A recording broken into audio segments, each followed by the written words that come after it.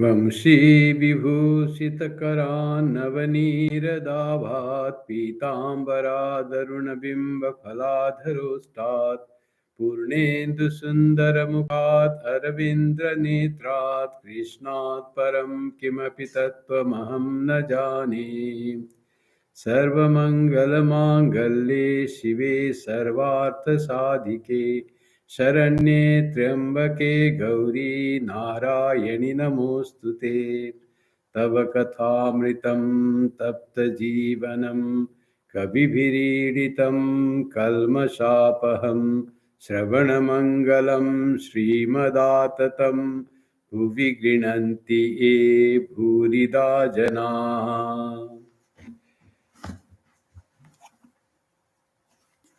The nectar of thy words revives the scorched spirit of human beings. They purify the sinner and are the life of the holy. To hear them itself is auspicious and peace generating. They are the real givers who spread thy name far and wide.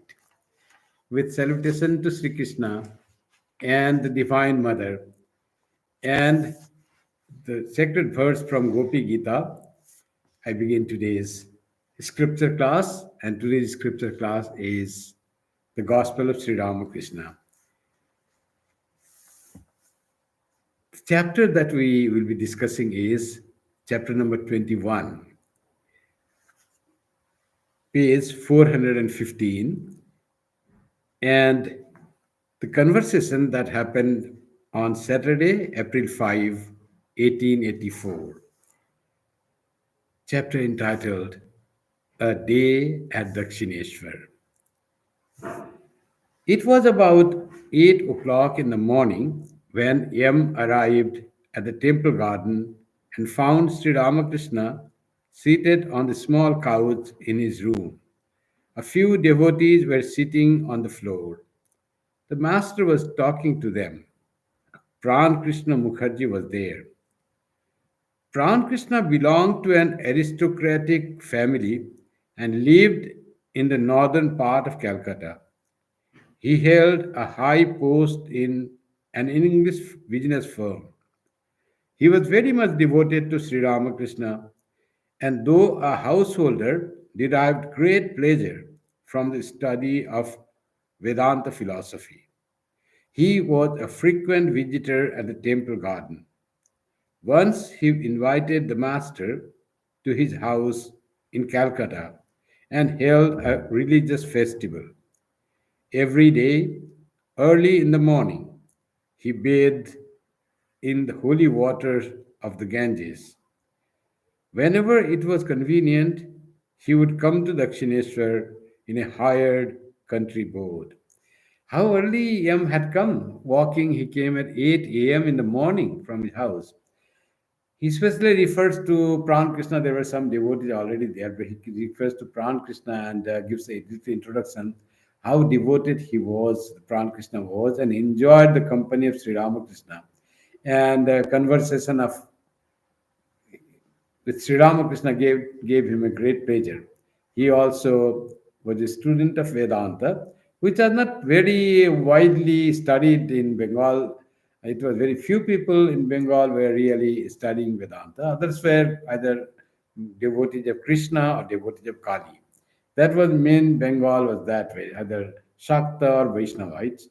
But there were Vedantists, of course, and there were very few Vedantists. One of them was Pran Krishna, who enjoyed, and of course Sri Ramakrishna was there, who, of course, we cannot say he only Vedanta. He was the epitome of all philosophies of Hinduism.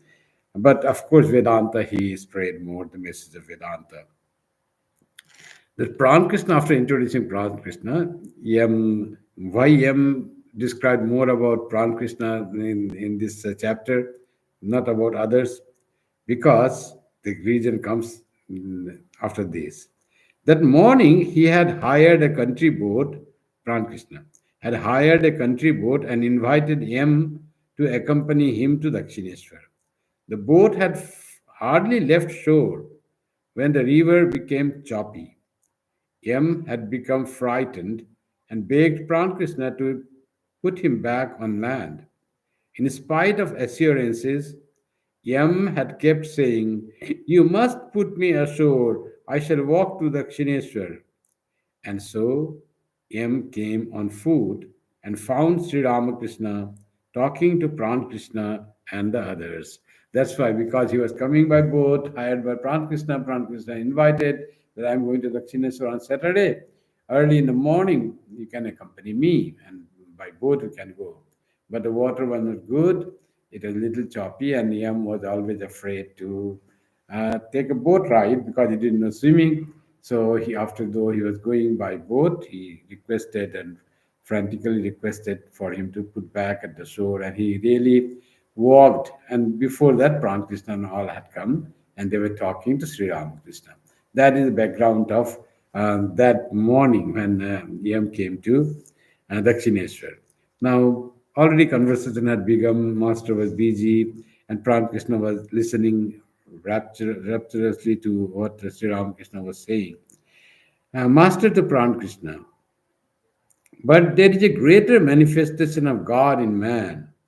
You may ask, how is it possible for God to be incarnated as a man who suffers from hunger, thirst, and other traits of an embodied being, and perhaps also from disease and grief? The reply is, even Brahman weeps entrapped in the snares of the five elements. Now, this is all about the incarnation of God, that philosophy of the incarnation.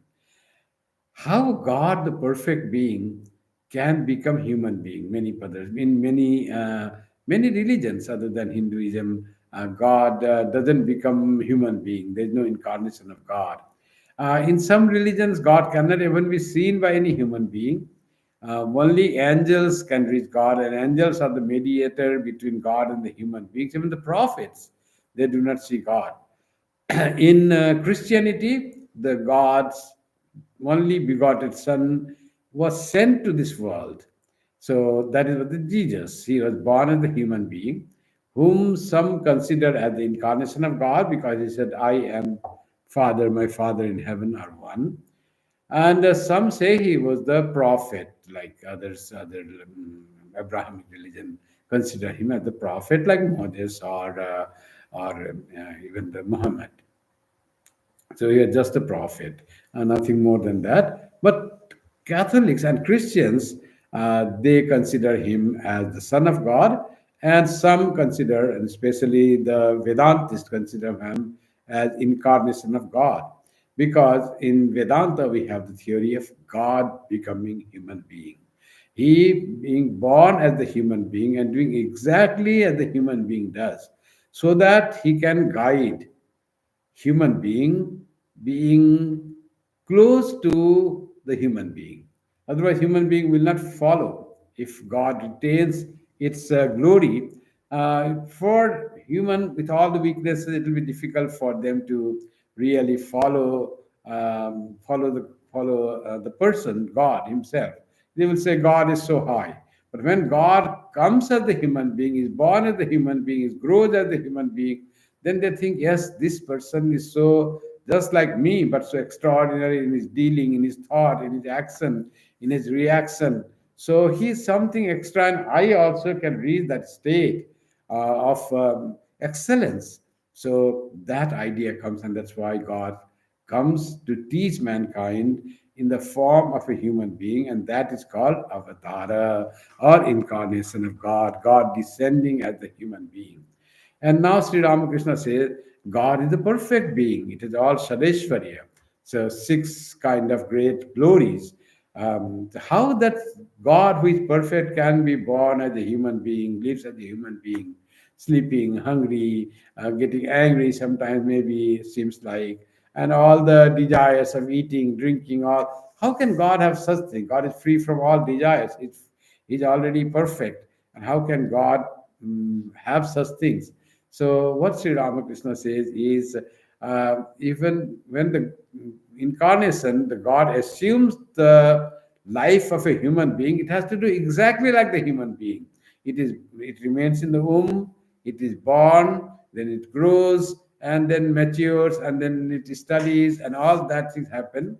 as the human being. That's what the human acting he has to do as just as the human being. And he says, gives one Bengali adage saying, "Pancha bhute phade Brahma pore kade." Means Brahman, the ultimate reality, unchanging, even when it gets into the snares of five elements. That is, it takes part in this creation. Then it has the things that you have to go through, all the things that the Maya leads. So this Panchabhuta Fade means in the Maya, in this creation. It has to follow the law of creation. Even Brahman has to do that. So incarnation of God is Brahman who has become human being. So it behaves like human being in some respect, and some respect it is so different from the human being. So that's why Sri Ramakrishna says, in me there are two entities. One is devotee, another is God, Mother Kali. One Sri Ramakrishna sometimes deals as a devotee, as a human being. Sometimes, other time he lives in the high plane like a god and blesses the people. So that's how it happens in the incarnation of God. So that's how he explains to Pran Krishna, who is a Vedantin, that how this human being, God can become human being. And it says that. And he explains further, don't you know how Rama had to weep, stricken with grief for Sita? Further, it is said that the Lord incarnated himself as a soul, and in order to kill the demon Hiranyaksha. Hiranyaksha was eventually killed, but God would not go back to his abode in heaven. He enjoyed his soul's life. He had given birth to several young ones and was rather happy with them. The gods and said among themselves, "What does this mean? The Lord doesn't care to return to heaven?" They all went to Shiva and laid the matter before him. Shiva came down and urged the Lord to leave the soul body and return to heaven. But the soul only suckled her young ones. Laughter. Then Shiva destroyed the soul body with his trident, and the Lord came out laughing aloud and went back to his own abode. So, how this when God comes in this Maya, assumes this Maya. So, as Sri Krishna said, I have assumed my, you can say, my getting involved into the Maya. My own Maya I have created, and I have myself thrown into the snares of the Maya. So, like that, Rama came and Sita was abducted, and he was crying in search of Sita. How can God be crying? He knows everything.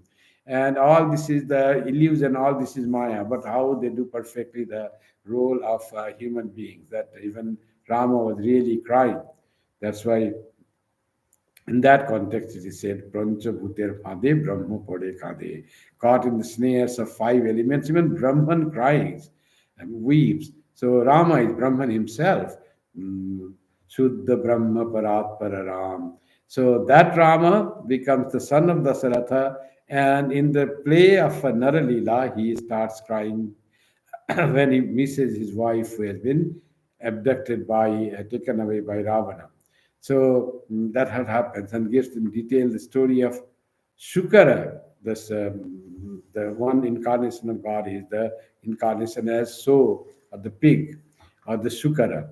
God incarnated as fish and as tortoise and then bow bow or your hog or your soul. So in soul incarnation, he was to kill Hiranyaksha, one of the demons. He killed Hiranyakashipu as Hiranyaksh's brother, as by assuming the form of Nrisimha. To kill Hiranyakashipu's brother Hiranyaksha, he had to assume the form of a soul, and then that soul killed Hiranyaksha. And after that, the duty is done, so he had to return to heaven, to Vaikuntha. But he was not going. So gods means all those connected with this fire god and the air god and the water god. All those were worried why God is not, the Vishnu is not coming back. So they went to Shiva and they all came and pleaded him. You have to go now. You are Vishnu himself. What are you saying, Vishnu? I don't know. I am enjoying here with my children. And she was suckling her young ones, young pigs. And she was caught in Maya itself. Even the God got caught in Maya and doesn't want to leave the Maya. That power is the powerful is the Maya. That's why Sri Krishna says, Devi Hesha Gunamayi Mama Maya Duratyaya. This Maya is so powerful that it is divine and very difficult to overcome this Maya. We are all caught in this Maya. And then we forget that how this all is a play going on, play of happiness and misery, birth and death, and all this is going on just a play for the time being. Otherwise, we are unchanging reality. We are immortal, unchanging, unborn reality. But we get caught in this play as if this is the reality. So, this is what the power of Maya is. So, even God gets caught in the power of Maya and how Shiva then releases Vishnu from the body of soul and by hitting the soul's body with a trident. And Vishnu goes with a big laughter, he then ascends to Vaikuntha. That's what the story says. Swami Vivekananda also says in one place that when I give up this body, I will have a big laughter that what I was dreaming of all these worldly things, means worldly thing in the sense of worldly, but doing good and making people enlightened and all that was as if a play among the play that was there. And with all laughter, I will say, what a wonderful play of Maya I was playing.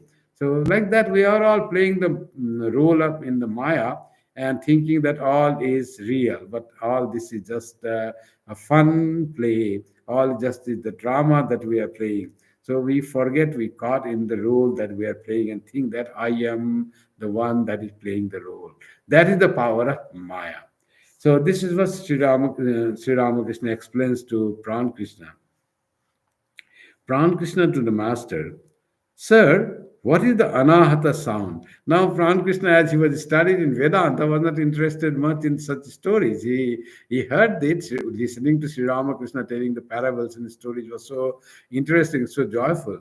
But Pran Krishna had come already with some question from Vedanta, and he wants to know about anahata dhvani.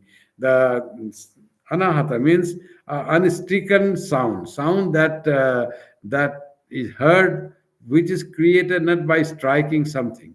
All sound are created by striking. For our speech that we come speaking, it is something that is their vocal cord that is struck by the breath that is inhaling and exhaling, particularly exhaling breath that strikes the vocal cord and the sound comes, and that sound is manipulated by our tongue and the nasal cavities, and we make this different kinds of word sound. uh, and all the sound that we make, like tapping a table or playing the music, every sound is striking something. Then the sound comes. That's how the sound is. So that's called ahata dhvani. All is natural sound that is found in the creation. But there is another sound which is there without created, without hurting anything, without hitting anything. So that sound is called anahata dhvani. And Pran Krishna wants to know about anahata dhvani. It is described in Vedanta that yogis are able to listen to this sound, which is the sound of Brahman, sound of sphere, after it is called. It is by itself, it exists. It is not created by hitting one object with the other. So let us see what Sri Ramakrishna replies about the anahata dhvani.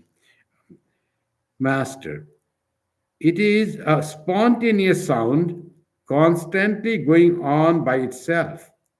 It is the sound of Pranava. Om. It originates in the Supreme Brahman and is heard by yogis. People immersed in worldliness do not hear it. A yogi alone knows that this sound originates both from his navel and from the Supreme Brahman resting on the ocean of milk. So, Anahata Dhvani is also called Pranava Dhvani. It is the Om that is always there in the universe. It is not created by hitting one object by the other thing. So it ever remains, and yogis alone can hear. In our order, there were some monks who could hear this anahata sound. And one of them was Swami Shantananda, Holy Mother's disciple. And people used to go and ask him, Maharaj, do you hear anahata sound? He said, yes, don't you hear anahata sound? Yes. And he used to close his eyes and could hear that anahata sound that is always there. And the sound is the sound of pranava or om or the or the sound that is very spiritual sound. This sound is coming. So it says, and it comes from the navel. It is there in our heart. That om is always there because we are essentially spiritual being. So that sound is always there. We are not able to hear. And it also says it is comes from the supreme being that rests in milk ocean. So milk ocean is called Kshira Sagara, or it's ocean of great cause. When there is destruction of the whole universe, the supreme being rests on the great ocean of great cause. That is great cause for the creation is there, and creation has not started. Cause is unmanifested, and there the Lord is there, the supreme being or God is there, and with that God, in that God is that sound. So and that sound which became flesh, that is the word is there. That sound is the first manifestation of the divine, and that sound is always there in our soul also, and in the navel. I quite navel to say it's quite deep in our being. That sound is always there. Those who can focus there, we cannot go so deep. Those who can go deep in meditation, like the yogis, can hear this anahata dhvani. Hearing anahata dhvani itself is not a great that thing. But when you are able to hear the anahata dhvani means it is a sign that you have gone quite deep into meditation, and the place where you can listen to that sound, pranava dhvani by itself, it's always there. It happens. It is not created by the worldly thing. So natural, supernatural, you can say, the sound that always exists can be heard by the yogis by going deep into meditative format.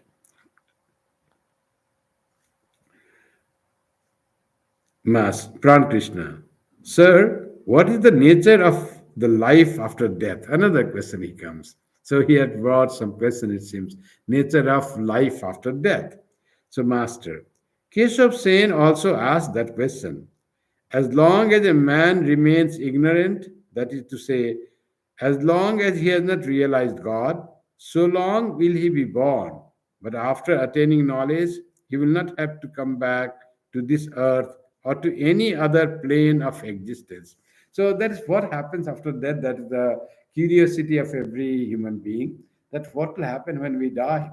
After death, we will be born as a human being, or will go to heaven, a different sphere, different loka, or we'll be get liberated. We don't have to assume any more form, and we'll be freed from the snare of Maya. What will happen after death? So that question, Sri Ramakrishna says, unless we have knowledge of Brahman, we have to be reborn. And Sri Ramakrishna gives the example of how until we have found out that we have passed, our life is to realize God. The goal of life is God realization, said Sri Ramakrishna. Until we have God realization, we will be born and reborn to have an opportunity to realize God. Until we realize God, there is no liberation. When we realize God, then there is no more coming back. So that is what is about the knowledge of our reality, not just by reading the books and having some conception of the soul by reading the books, but realizing really who I am. That realization which doesn't waver, which doesn't change, which is always there, that I am that immortal self, no connection with this body which is a part of Maya. So when until we have that realization, then we'll have to come back. So he gives Sri Ramakrishna what he says further. Let us see. The potter puts his pots in the sun to dry. He gives the example of coming back and not coming back. Haven't you noticed that among them there are both baked and unbaked ones? When a cow happens to walk over them, some of the pots get broken to pieces. The broken pots that are already baked, the potter throws away, since they are of no more use to him. But the soft ones, though broken, he gathers up. He makes them into a lump, and out of this forms new pots. In the same way, so long as a man has not realized God, he will have to come back to the potter's hand. That is, he will have to be born again and again. So, beautiful example of who is reborn and who doesn't have to be born. He says, when the earthen pots are baked, and when they are broken, they are thrown away. So when this realized soul, when he dies, he no more comes back.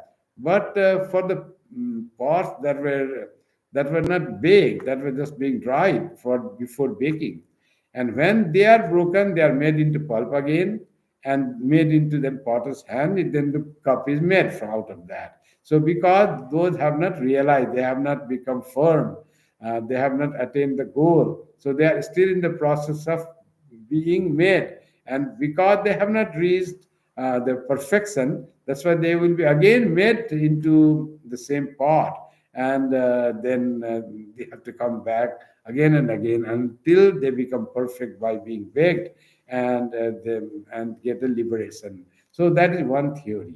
Unless you get liberation, you will be reborn. That is, you will have opportunity given to you to become perfect by being getting the human birth again and again. So this is the opportunity to get the realization of God. Unless you are born as a human being, you cannot realize God. So God gives you opportunity to realize God. So if you feel this life is too hard, then you should try to get a realization in this life itself. Otherwise, we are going to repeat the same life of difficulties, miseries, sorrows, tension again and again. Death will not be a full stop of such life. It is just a comma. Again, same thing will repeat in next life. So, striving to realize God, to realize the self, is only thing by which we can become free from rebirth and suffering of this human existence, of human life, but rather getting the divine life by getting the knowledge of our true nature. So that's what Sri Ramakrishna so beautifully said about the example of who will take birth and who doesn't need to take birth. So that's what life after death is. What is the use of sowing a boiled paddy grain? It will never bring forth a shoot. Another example is the pot baked earthen pot. One example of realized soul. Another example of realized soul is the boiled paddy. Paddy, when it is sown, another plant comes. But when it becomes siddha, it becomes perfected. The siddha has a pun in Bengali. It is also called boiled is called siddha, and perfected is also siddha. Like the boiled paddy, the siddha dhan. Similarly, perfected being, siddha manus, sadhak. When sadhak is siddha, he has become perfected, he has not to be reborn. That similarly the paddy which is boiled, it cannot be made into sprouting into another rice plant, another paddy plant. So because it has been already boiled, so this is the boiling is getting perfection. The boiled rice is the simile of getting perfection out of sadhana for the human being. Sri Ramakrishna still gives other example of the perfected person. According to the Puranas, the Bhakta and the Bhagavan are two separate entities. I am the I am one and you are another. The body is a plate, as it were, containing the water of mind, intelligence, and ego. Brahman is like the sun, it is reflected in water. Therefore, the devotee sees the divine form. So, Vedantic knowledge he brings here. The body is the plate, and in the water of ego, mind, and intelligence. And there, the sun shines, and the sun is the symbol of Paramatman. So, Paramatman shines in the mind, which is active in when it is in the body, and there he can have the realization of God, see the form of God, can do the sadhana. So the body, mind, ego, all those are beneficial for the purpose of doing sadhana and for the purpose of realization of God or knowing your true self. So if you can utilize these things, these are the means for freedom. If you don't try to utilize this in this way, these are the means of bondage. So you want just the pleasure of the world and pleasure of the senses, then you are bound more and more to this world. So there is no liberation. But this is what is described by the Vedantist about relationship of body, mind, ego, intelligence, and the reality and God. So when there is there, then it is that way you can have the divine, see the divine form. According to Vedanta, Brahman alone is real and all else is Maya, dreamlike and unsubstantial. The ego, like a stick, lies across the ocean of Satchidananda to Yam. Listen to what I am saying. So he's saying very profound thing, and he might be interested, and he was seemed to be little distracted in remembering what Sri Ramakrishna was saying. So Sri Ramakrishna says, put focus on what I am saying instead of what to remember what I already said. And he said very beautifully of this thing, the relationship of ego. What does the ego do? Ego is that I sense which just divides the reality. Somehow, this reality is divided into this side and this side because of the ego. Ego, how it divides the world between I and you. He gives the example, Sri Ramakrishna. The ego, like a stick, lies across the ocean of Satchidananda. There is Satchidananda, a stick is there. And listen to what I am saying. When this ego is taken away, there remains only one undivided ocean of Satchidananda. And when ego is there, but as long as the stick of ego remains, there is an appearance of two. Here is one part of the water, and there is another part. Attaining the knowledge of Brahman, one is established in samadhi. Then the ego is effaced. So, ego is the one which gives you the sense of I, and it divides yourself from God. So, you are one and God is another because of the ego. So, this ego comes, I sense comes, which is not the real true I, but this I born of this mind stuff. Mana buddhi chitta ahankara. That ahankara, I sense, I-ness of ego, that does all the play. Me, the world, and God. All this division comes because of this ego. When this ego is lifted, then water is one water, you put the stick there. Stick seems that water is divided into this portion and that portion. But water is not divided at all. Water is same, water is flowing. But sticks at this side of the stick, that side of the stick. Two portions of the water as it were it seems. So you just start calling this side, left side, right side. But water is not divided, river is not divided. Lift the stick, then liver becomes one. No, river was always one. It was never two. It was never divided. It appeared to be divided because there was stick. So leave the stick, leave the ego away, then you are one with God. So that is what the saying is. Ego just makes appearance that me and God are separate. Separate. That Dvaita comes because of this sense of ego. This Dvaita bhava comes. Duality comes when this ego is effaced. Now, very difficult. The stick that is in the river, you can lift and throw away. But this ego that is within us, very difficult to efface that, to lift and throw away. It's not so easy. So when that can be effaced only in samadhi, only in God realization, when Brahman, attaining the knowledge of Brahman, one is established in samadhi. Then the ego is effaced. Only when it attained Brahma Jnana, that all is Brahman. And then the ego is effaced. And then ego may come, but that ego is after realizing God. That ego becomes very less powerful. Any that ego you can just remove like the stick that is in the river, you can lift and throw. For a Brahmagyani, the ego that may appear, that he or she can easily efface that, easily remove that, that ego, which is very, very light, temporary, and easily removable ego comes after realization of God when a person comes back to this world. But Shankaracharya, Sri Ramakrishna continues, but Shankaracharya retained the ego of knowledge in order to teach men to Pran Krishna. But there are signs that distinguish the man of knowledge. So, how to know whether the person is has known his ego is like raw ego, or his ego is assumed after realizing God? So, what is the sign of a realized person to say that? That is often the question comes. Because if a person, when realized, behaves exactly like a person that is ignorant, is there any sign of a realized person? Sri Ramakrishna gives some examples. What are the sign of the person of knowledge? But there are signs that distinguish a man of knowledge. Some people think they have knowledge. What are the characteristics of knowledge? A jnani cannot injure anybody.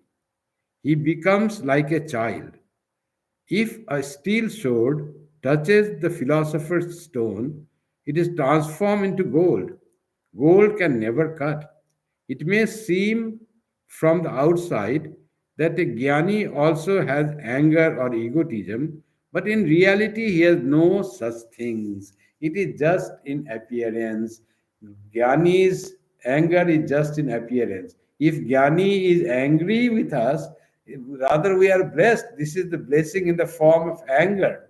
So always it is good. Jnanis are never really angry.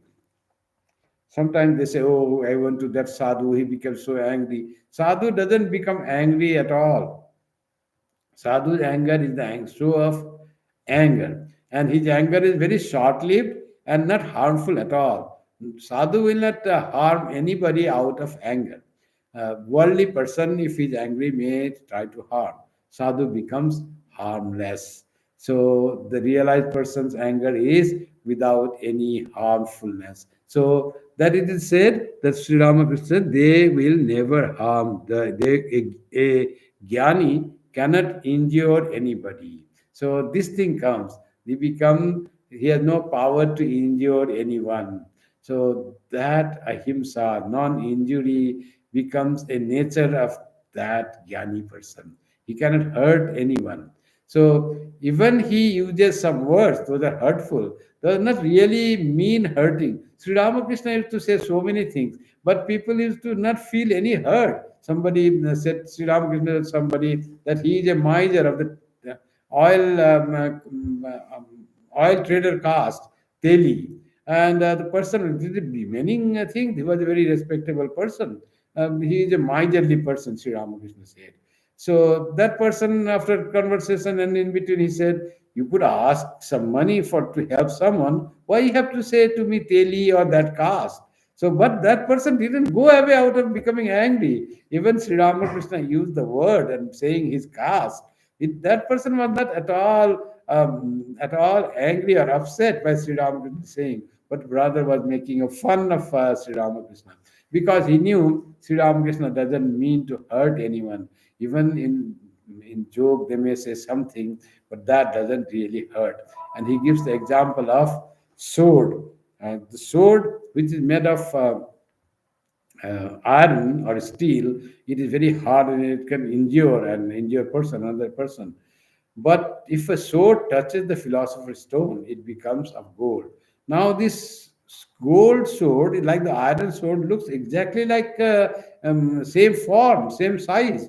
But when you strike someone, some other person with that gold sword, it has no power. It's very soft metal. You hit the person, and the gold itself gets blunt, gets It itself moves. There is no razor blade there, so it cannot hurt other person. Similarly, a sadhu or a holy man or a jnani can look like the human being, but he loses the power to hurt others, injure others. He's all good and beneficial for whole being.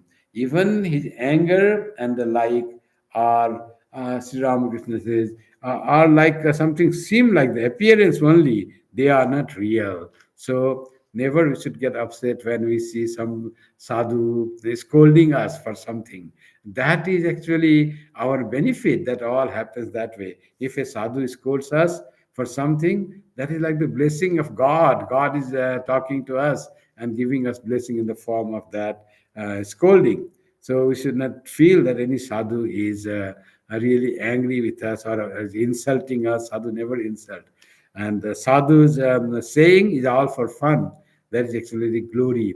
When sadhu feels so intimate, then only he can talk to others in that language that he could use that. So it is the sign of intimacy, sign of oneness, sign of stronger love for that person, that sadhu may scold another person, a jnani may treat other person in a little belittling way, but that is all sign of more closer intimacy and greater love for that person. From a distance, a burnt string lying on the ground may look like a real one, but if you come near and blow at it, it disappears altogether. The anger and egotism of a jnani are mere appearances; they are not real. What happens is this anger, when it rises in us, it disturbs us. It changes us from a normal human being to very different person who does takes wrong actions, may do violent actions, totally forgets rationality. Anger can become like that. So anger it really robs us of us. So anger is bad, very bad. But in a realized person, anger just seems like it doesn't hurt anyone. Neither it hurts that person, nor it hurts other person on whom the anger is showered. And Sri Ramakrishna gives beautiful example of how a realized person is. It is like a burnt rope. Rope, if it is burnt, it remains same long and lying on the ground. But instead of rope, what can it do? It can tie someone, bound someone. That is power of rope. But when rope is burnt, it loses all its power to bind. This binding power is gone. It may look like the same rope. All the twist will be there in the rope that is made of now burnt and it is now ashes in the form of a rope. It cannot tie. If you blow it, it will go away, all vanish.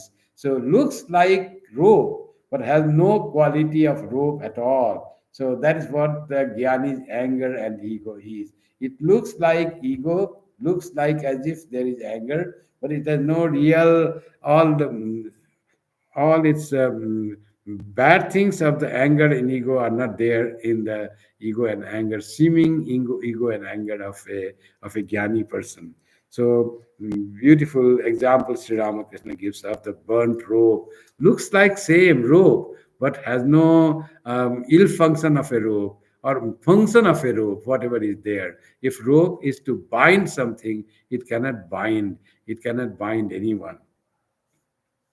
These are now he gives the example of another thing for a jnani. So gold sword, burnt rope, boiled paddy. All these are the examples of a jnani. A stick on the Ganga on the river. All these are the examples of jnani's ego and anger and jnani. How it looks like that thing, but it's not really as no ill things of the real that thing. That's the example give. Now he gives another example of a jnani. A child has no attachment.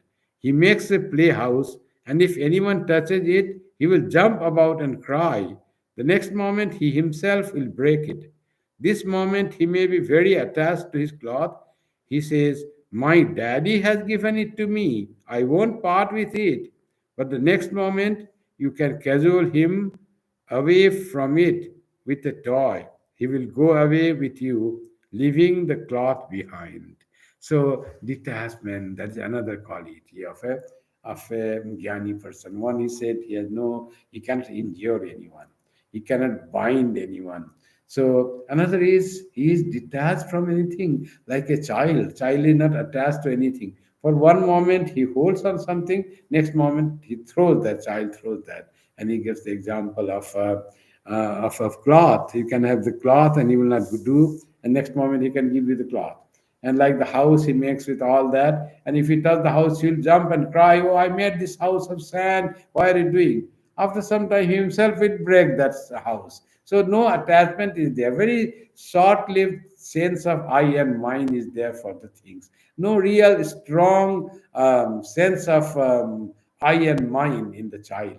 Very, very light sense, very temporary sense is there. So that is what the child's nature is.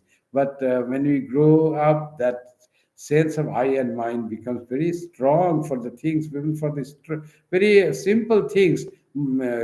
People get so much upset with what they think there is its mind. Simple thing like a pen. If pen so much attached, they get to the pen and bring lot of storage. Oh, it was given by this person. I have so much memory and all that. So, but all those are the ego that plays. So that person liked me. I remember that person. It was out of love. All those things comes, but the reality is he is attached to that flimsy thing, and by somehow that pen is broken or is not found, he will be upset. Where is that pen gone? How much is the pen used? And such type of pen can be bought in $1. But that pen becomes so much important that losing that, he thinks or she thinks that he lost everything, so many memories and goodness and all that. So many other things are there. There are memory and so many things. Your body has been touched by all those people who gave you that pain, who loved you. So why don't you take care of the body? You have this most memorable thing is your own body, that is touched and blessed by your seniors, cared by your parents. That is there. What is there in the things, in the clothes or ornaments or a simple thing of memory? Those are secondary things. But we give, because of the ego, we give so much importance to that. We get attached to the things and get disturbed ourselves with this temporary, which are prone to be separated. Those all things will go and separated. So still we want to hold on to them, and when they are gone by some means, then we get upset over that. So this type of strong ego on the things of highness that comes when we get mature, when you get old.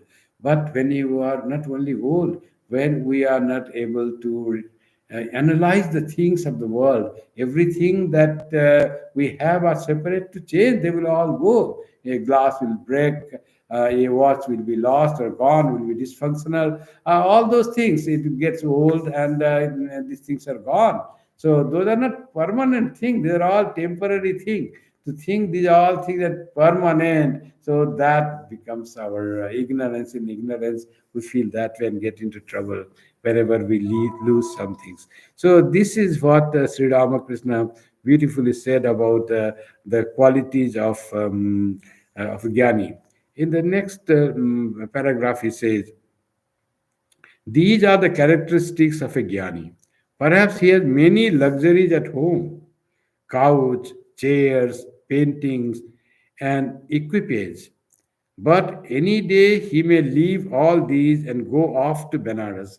It may seem that he has so many luxuries. So Sri Ramakrishna said, just by seeing his lifestyle, you cannot judge a jnani. He may seem to be leading a very luxurious life, but he is never attached to those things. Swami Vivekananda says, a king may run the kingdom and live in luxury, but he may be quite detached. And if he loses or is ready to give up the thing, that time comes. But a beggar with a very little possession may be very strongly attached to that. This attachment is not on the thing and the lifestyle you have, but it is a quality of the mind. For a jnani who may have a very seems like leading a luxurious life, but maybe really not attached to anything. This detachment to the things that that person uses is the sign of jnani.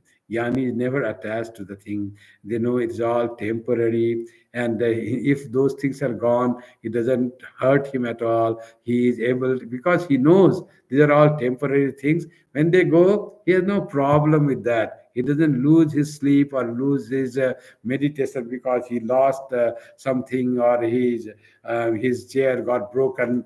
He doesn't bother for that. So that is the sign of a jnani. He doesn't injure others.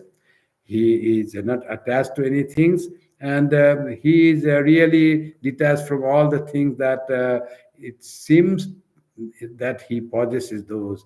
These are the great qualities of a jnani who are spiritually advanced soul.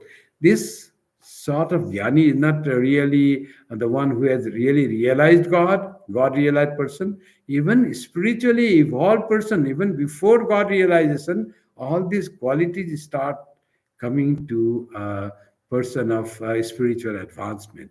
So that's what spirituality can lead us. That's why these people are not disturbed. They are not very anxious.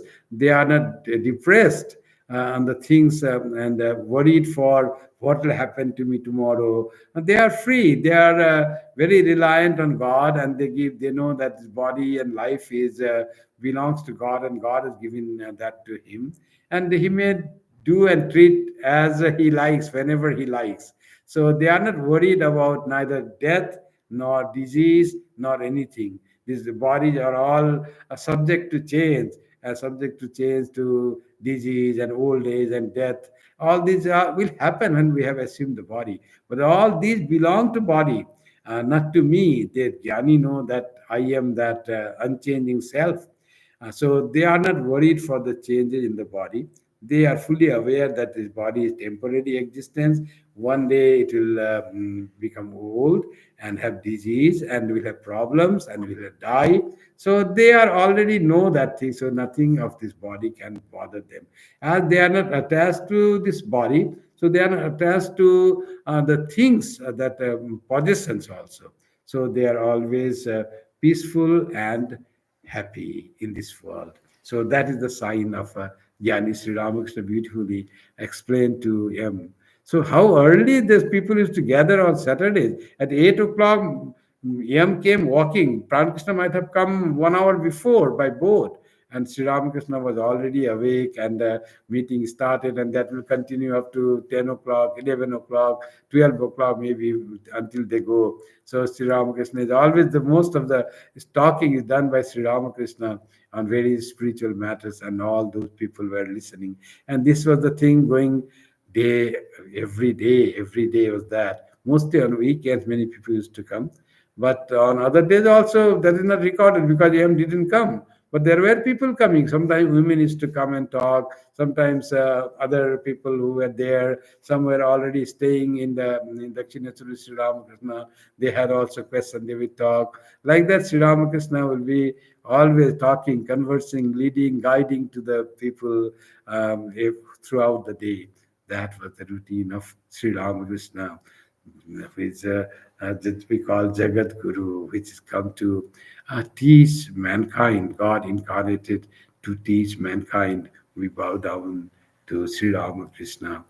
Om Sthapakaya cha dharmasya sarvadharmaswarupine avatara varisthaya Ramakrishnaya te namah. सर्वधर्मस्थापकस्त्वं सर्वधर्मस्वरूपक आचार्याणां महाचार्यो रामकृष्णाय ते नमः. ॐ शान्ति शान्ति शान्तिः. हरिः ॐ तत्सत्.